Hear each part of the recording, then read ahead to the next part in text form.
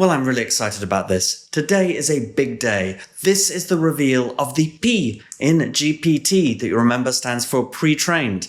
Let's get right to it. So I'm going to cover training in 3 steps. These things always seem to come in 3s. 3 stages. First of all, how it works. And then secondly, why it works. At least I'm going to have a shot. And then thirdly, some tricks, some things that make it work even better. Some clever little tricks. And for today, we're going to be focusing really on that first one, on how it works. And there's going to be a slightly unsatisfactory ending, but it's going to be worth it. I'll make up for it afterwards. And I want to say that today is going to be a bit of gory technical detail, but it's going to be juicy detail. It's going to be all good. And if you don't follow everything, it really doesn't matter. The idea is to get some intuition for what's going on, some sense of how this thing works so that these mixers and mixers can get better and better and better at predicting the most likely next token. That's what's going on. All right, let's get started. Now, if you remember the journey of how we got here, when we talked about calculating the rent of an apartment, we started by saying you could just write some code that would calculate the rent, a program that would say maybe take the square feet or take the floor number and also take the square of the floor number, subtract them in some way, a penalty for walk-ups, and you'll have a number. And that would be a program to calculate the rent. And then we talked about traditional machine learning, where you have a hypothesis, you come up with a model, you say, look, it's going to be some combination of the floor and the floor squared, because there's going to be some kind of a penalty. And you learn what kind of combination to take, how to mix those 2 features based on data, based on examples. And when we extend this to modern AI, to these neural networks, the difference is that we just take lots of raw data as the input. We don't have any features, we don't have a hypothesis, we just take the most simple data in its most raw form. And we have to pump in tons and tons of data, and we let the neural network figure out for itself, should it be floor and floor squared, or should it be something completely different? What does it want to do to interpret these inputs and get good at producing the outputs that match both the example training data we've got, but also generalizes well to new data that it's not seen before. And this is how it does it. So there are 4 steps to training, 4 steps that take place that make a neural network better and better. And here are the 4 steps. The first step is to make a prediction. Take in some inputs, make a prediction of the output. The second step, figure out how wrong were you? How far off was this prediction? The third step is to wiggle the parameters, wiggle the sliders in these mixers, wiggle the parameters in this neural network. And then the fourth is to take a step in the direction that would mean that next time it would make a slightly better prediction. So that's the non-technical expression for all these things. What's the technical expression for them? That first step is known as the forward pass, for reasons that will become clear. The second step is called the loss. It's known as the loss calculation. The third step, the wiggling, is called the backward pass. And the final step is called optimization. So these are the 4 steps: forward pass, loss, backward pass, optimization. And now I'm going to go through them with you. So again and again, we're going to do these 4 steps: forward pass, loss, backward pass, optimization, along the top of this slide. So let's start with the forward pass. So imagine we have 5 neurons, and I've shown them here. These are 5 of these simple algorithms that are like mixers. They take inputs and they blend them to make an output. There they are. So what are their inputs? Well, their inputs are going to be some tokens. In this case, we're showing the capital of France is. Now, you don't actually put words into these things. You put numbers. These words map to numbers, but that's a detail I'm not going to go into today. So as far as you're concerned, in goes the capital of France is into these 5 mixers. And next, we take another 5 mixers and we put them alongside the first 5 mixers. There they are. You see them? And now I'm going to take the top mixer of the one that the word the is going into, and I'm going to take it and connect it to each of the mixers in the second column, like that. Okay, you with me? This is what we said we did with these mixers. And then I'm going to do that again for the second mixer. This diagram is starting to look a little bit more complicated. And the third mixer, and the fourth mixer, and the fifth mixer. Now all of those 5 mixers are feeding into the next column. And each of that second column is taking some blended combination of the mixers in the first column. Hopefully this is just what you expect. So you've watched enough of my videos to know what's coming next. What's coming next is more mixers. Here they are, another column of mixers that are attached to the prior column. So we now have mixers, feeding mixers, feeding mixers. Okay, and so what comes out of these mixers? So each of these mixers produces a number. Each mixer has one output that produces a number. And we've got 5 mixers at the end here, so there are 5 numbers coming out. And in practice, in real neural network, there aren't 5 mixers. There are a lot of mixers at that end row, and there are many, many next outputs, many outputs that come out of this neural network. And the thing is, we can choose to interpret this however we want. We're going to be training this neural network so that these numbers mean something to us. When we first put this together, the parameters are all completely random. Everything is just set randomly. So just a bunch of random numbers comes out. And over time, we're going to be trying to tweak everything so that these numbers represent something that we care about more and more. So what is that? Well, what we care about is the predicted next token. So what we're going to do is interpret each of these outputs as if they represent the probability that the next token is one particular word, one particular token. So in this example, I'm showing you just the words near and the and rhubarb and Paris and often. But in practice, you'd have an output for every single possible next token. And as I say, we're going to interpret these outputs to represent what's the probability that the next token following the capital of France is near. And then the capital of France is rhubarb. Hopefully that's going to be a low number eventually. And the capital of France is Paris. And the capital of France is often. So each of the outputs we will interpret to represent the probability that the next token following this input will be this word. And over time, we're going to try and tweak things so that this gets better and better at accurately predicting the next token. Okay, so back to the main story. We're going through the 4 steps of training, and we're still on the first step, which is the forward pass. Here's how it works. We take our training data, we take a bunch of some input, a piece of input, which in this case is the capital of France is, and we take the next word and keep it to one side. It's Paris. The capital of France is. We put that in as the inputs to our model. In fact, we put in numbers that represent those tokens, but you can imagine we're just putting in those inputs. The forward pass says, with the parameters that we have, initially they're completely random, but whatever they are right now, let's just go through step by step through this neural network, mixers to mixers to mixers, and get the outputs. And what will pop out at the end is a bunch of numbers. And we're going to interpret those numbers. We choose to interpret those numbers to represent the probability that the next token, that what should come next after that input, is each of these words. So if 5% comes out at the top, then that's representing that the word near has a 5% chance of coming. And the, in this case, has a 12% chance. Rhubarb has a 1% chance, which is good, I suppose. Paris has a 10% chance. We would like it to be higher. And often gets an 8% chance. So this is simply the numbers popping out of the neural network, and we are choosing to interpret it as probabilities. And we're going to be trying to change things so that these probabilities better and better reflect reality. So that brings us from the forward pass to the loss. If you look at this, you'll see that we're sort of predicting that the next word should be the word the, which is not what we want. What we want is for the next word to be the word Paris.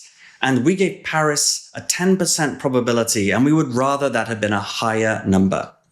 The loss calculation is sort of measuring how badly did we do. The loss calculation is saying that we want that number to be a big number.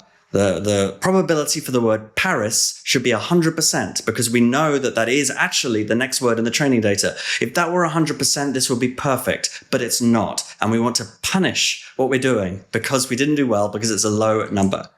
So if the probability that we predict for the word that is the true word is 100%, then we want the loss to be 0.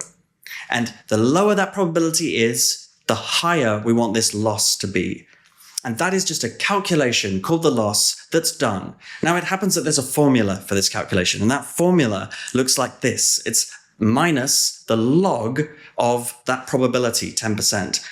And that might sound quite technical and mathematical, and you might not even remember what logs are from high school, but that doesn't matter. The reason that that formula is used is basically because the log of 100%, the log of 1 is 0. So if this is 100%, then the loss is 0. And then the smaller that number is, the bigger the negative log of that number would be. And so it just fits these properties, and it just turns out to work really well. And that's the main reason why it's used. It's known, this along with another formula, is known as the cross-entropy loss. You may hear that expression. People talk about the cross-entropy loss. That is the loss calculation in these kinds of neural networks. And it doesn't matter, the maths behind it doesn't matter. All that I'm getting across is that there is a calculation, and it penalizes us if we predict a low probability for the token that ended up being the true next token in our training data. So the whole point of training, the whole thing we're trying to do here, is be able to figure out, how do we change this neural network? How do we change these parameters so that we do a little bit better at getting a higher probability for the word Paris in this case, but do it in such a way that generalizes well, so that we're not just solving for the capital of France is, but we're somehow learning something about the pattern of these words, something even about their meaning, in such a way that we can do better and better whatever the input is. That's the goal. So here's what happens next. What happens next is called the backward pass. And this is the idea of it. It's what I call wiggling the parameters. So you start by saying, let's look at that set of mixers, that set of neurons, as they're called, on the far right, the ones that are right by the output neurons. And let's just try tweaking each parameter one by one, nudge it up and down a little bit, and say, when we do that, does that 10% probability for Paris go up or down? Does our loss get worse or better? That's what we do. We wiggle each parameter and ask the question, does changing that parameter by a tiny bit, does that make the loss better or worse? So you could say that we're finding out the change in loss for a tiny change in parameters. And the way I'm saying that might trigger some bad memories for you, because it sounds like calculus. It sounds like maths. It's what people call the gradients or the sensitivities. If you picture this as some sort of a graph, it's the slope of the graph. It's if you change this parameter by a tiny bit, how does it affect the loss, or the rate of change of loss for a small change in the parameter? That's what we're calculating here. And we calculate that for every single one of these parameters. But there's a problem. It's relatively easy to calculate these gradients, as they're called, the change in loss for a change in the parameter, for that right-hand set. It's relatively easy. Just change it and see what happens. But when you move left one, things are more complicated, because whether or not the loss goes up or down when you change a parameter also depends on whether the parameters in the column to the right are being changed as well. There's a relationship between the gradients of that middle stack to the gradients of the stack on the right. And so it's hard to calculate the sensitivity, the gradient, how much the loss will change if you make a tiny change in those parameters in that middle column. But it turns out that there's a trick. There's a trick that you can work backwards. You can actually relatively easily calculate the gradient of something in that middle stack by working out the gradient of changing it in isolation on its own and combining that with the gradients to the right. Now, I'm being quite hand-wavy here. I'm not giving you the technical detail, but you may remember something from school called the chain rule. Chain rule is one of those things that's drummed into you. It's like a calculus thing, and it tells you how you calculate a gradient of something, which is a function of a function. And it turns out that there's just this really nice, satisfying trick to be able to easily calculate the sensitivity, the gradient of these parameters, of these sliders, based on the gradient and some of the information about the sliders on the stack to the right. So you can calculate it by working backwards. You can calculate those gradients quite easily by wiggling the parameters and combining it with the gradients that you've already calculated. And then you can do that again, moving backwards again to the left. Calculate those gradients quite easily by taking advantage of the fact that you've already calculated the gradients for all of the other mixes. So it's a sort of mathematical technique. It would be really hard to do it if we didn't use this trick, this application of the chain rule. And so this idea that you can, what they call successively apply the chain rule, working backwards through the mixes, turns out to work really, really well as a great way to figure out how sensitive, how much will the loss change if I change any one of the parameters in the entire neural network, in this stacks of mixes feeding mixes. If I lost you at any point there, it doesn't matter. You don't need to know about the mechanics of the chain rule. The important point is that there just is a technique that allows us to figure out the gradients, how sensitive the loss is to changing the weights, to wiggling, changing the parameters, and we can do it by working our way backwards from the outputs all the way back to the inputs. And because we do it by working backwards, that is of course known as the backward pass. That's what the backward pass is. It's calculating the gradients of the entire neural network. And finally, I would say last but not least, but it is least. This last step is really simple. The last step is called optimization. And optimization is saying we've worked out all of these gradients of our entire neural network, and now we just want to make a tiny step, a tiny change in the right direction, a tiny change in the direction that would mean that loss would decrease across the entire neural network. And if you think of it like gradients, like slopes of graphs, we're trying to go a little bit downwards. We're trying to take a small step in a direction that goes downwards. And the reason that we try and take this small step and not just a big old step so that the probability of Paris goes up to 100%, the reason we just do it as a little nudge is because we're trying to generalize. And so we're just trying to make a small correction because we're going to make a lot of these small corrections. And we're hoping that over time, patterns will start to build. So we take this tiny step in the direction that makes loss lower. And because we're doing that, it is known as gradient descent. We're taking the gradients and we're using them to go downwards, sometimes called stochastic gradient descent. And there are more complicated techniques, but that's the basic one. And you're bound to have heard that term gradient descent because people use it all the time. And that is what it's doing. It's a step in the direction that will make loss a little bit lower. It's going to make the probability of Paris a little bit higher if exactly the same inputs go in. And so on this picture, I've got all of our mixers, all of our neurons in our neural network shown in blue because we just calculated all of their gradients. And now, bam, we're going to make this tiny step, this small change in the direction of the loss going down on all of these mixers. And that is known as optimizing, taking a step in that direction. And we now do that again. We do it a few times. We want to repeat this a few times. And of course, it's not a few times.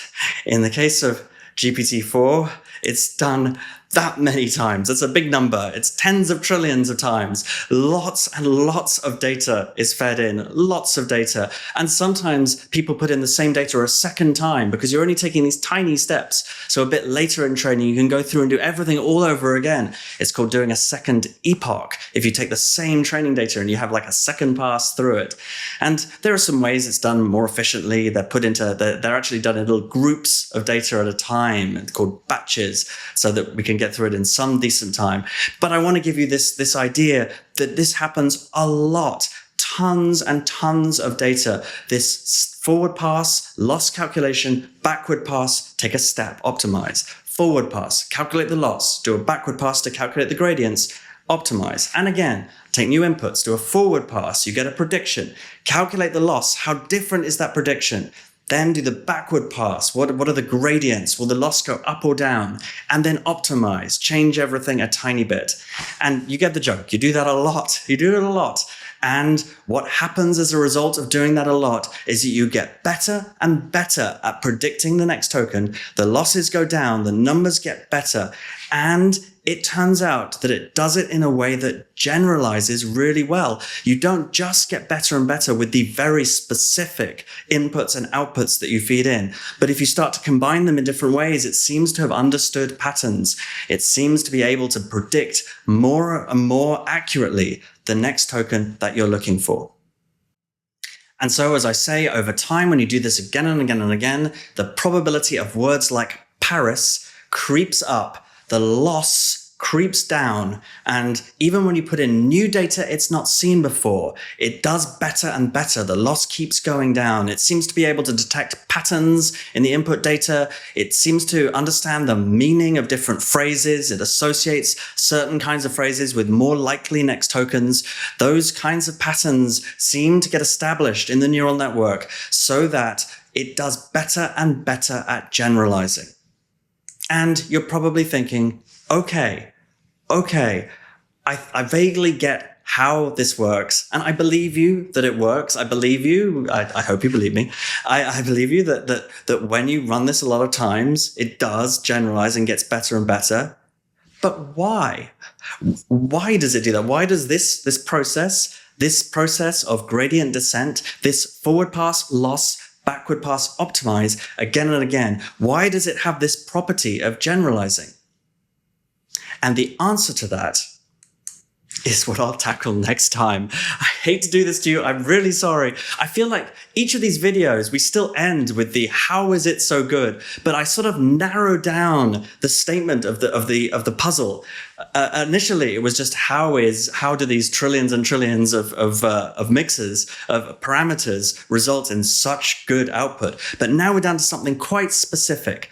How is it that this particular training regimen, the forward pass loss, backward pass optimize, how is that able to generalize so effectively to new data that it's not seen before? And I'm going to give it my best shot of trying to explain why next time. I'll see you then.